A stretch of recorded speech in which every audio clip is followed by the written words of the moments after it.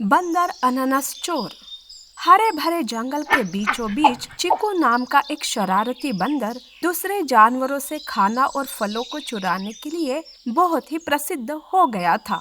उसका पसंदीदा फल अनानास था, जिसे वो जंगल के किनारे पर बसे एक बबलू नाम के किसान के खेत से चुराता था। अरे वाह, क्या मजेदार अनानास है। और चोरी करके खाने में तो अलग ही मजा है। इस तरह रोज चिक्कू अनानास चुरा कर खाता था। ऐसे ही एक धूप भरी सुबह चिक्कू ने एक ताजा अनानास चुरा कर वो एक पेड़ की शाखा पर बैठा और मजे से अनानास चबा रहा था। तभी उसके दोस्त मिठू नाम का तोता और एक भालू नाम का कबूतर उसके पास आए। अरे चिक्कू, ये कब तक ऐसे चुरा कर फल खाता रहेगा तू? हाँ, और कभी पकड़ा गया तो फिर क्या होगा, ये सोचा है तूने कभी?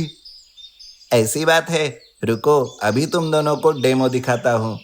ऐसा बोल के चिक्कू ने वो अनानास खत्म करके तुरंत दूसरा चुरा कर लाया और उसे भी खाने लगा। खाते खाते वो कहने लगा, देखा मिठू और भोलू, कोई भी मुझे पकड़ नहीं सकता। ना किसान, ना दूसरे जानवर और ना ही कोई बड़े से बड़ा हाथी। लेकिन चिक्कू का ये कारनामा अपनी आंखों से देख मिठू घबराया और उसने घबरा कर अपने पंख फड़फड़ाए। अरे चिक्कू, तुम्हें चोरी नहीं करनी चाहिए। किसान परेशान है और जानवर भी तुम्हें सबक सिखाने की बात करने लगे हैं। हाँ, तुम मुसीबत में पड़ सकते हो।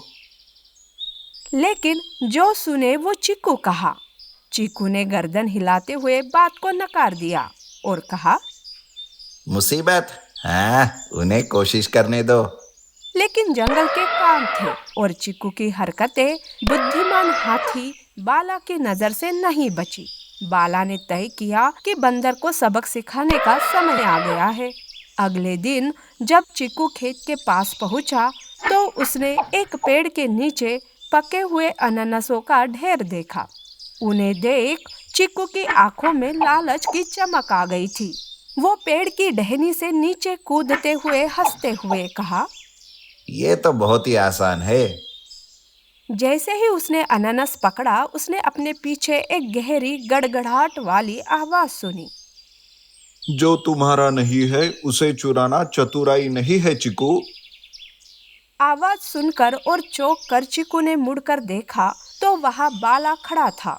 उसके दांत चमक रहे थे और उसकी सूंड धीरे धीरे हिल रही थी। तब चिक्कू ने घबराई हुई हंसी के साथ कहा, ओ बाला, मैं तो बस ये अनानास उधार ले रहा था। उधार? क्या तुम इसे खाने के बाद वापस करने का इरादा रखते हो? अरे अच्छा, नहीं कर सकता तो क्या? चिक्कू ने अपना सिर खुजलाते हुए स्वीकार किया कि वो जो लिया उसे वापस नहीं कर सकता। ये सुन बाला ने आह भरी और कहा, चिकू, तुम जंगल का संतुलन बिगाड़ रहे हो। किसान अपनी फसल के लिए कड़ी मेहनत करते हैं और तुम्हारी चोरी उन्हें हम सभी जानवरों पर अविश्वास करने पर मजबूर कर रही है।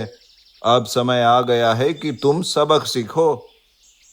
ये सुनकर चिक्कू के जवाब देने से पहले ही बाला ने अपनी सूंड को धीरे से लेकिन मजबूती से बंदर के चारों ओर लपेटा और उसे अपनी पीठ पर उठा लिया। तब चिक्कू ने कहा, अरे अरे, मुझे नीचे उतारो प्लीज। नहीं, तुमने जो नुकसान किया है उसकी भरपाई में अब तुम मदद करोगे। ये कहकर बाला चिक्कू को खेत में ले गया, जहाँ किसान और उसका परिवार काम कर रहा था। हाथी को आते देख किसान सतर्क हो गया। अच्छा दिन है ये। मैं अनानास चुराने वाले अपराधी को सजा दूंगा और साथ ही मुझे उसे कुछ कहना भी है। बाला ने अपनी सूंड से चिक्कू को आगे धकेला।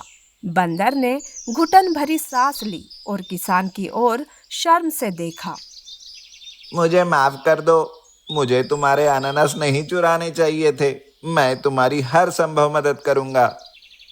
ये सुनकर बबलू के चेहरे पर नरमी आ गई और वो कहने लगा, अगर तुम सच में ऐसा चाहते हो तो तुम नए अनानास के बीज बोकर और दूसरे कीटकों को दूर रखकर हमारी मदद कर सकते हो।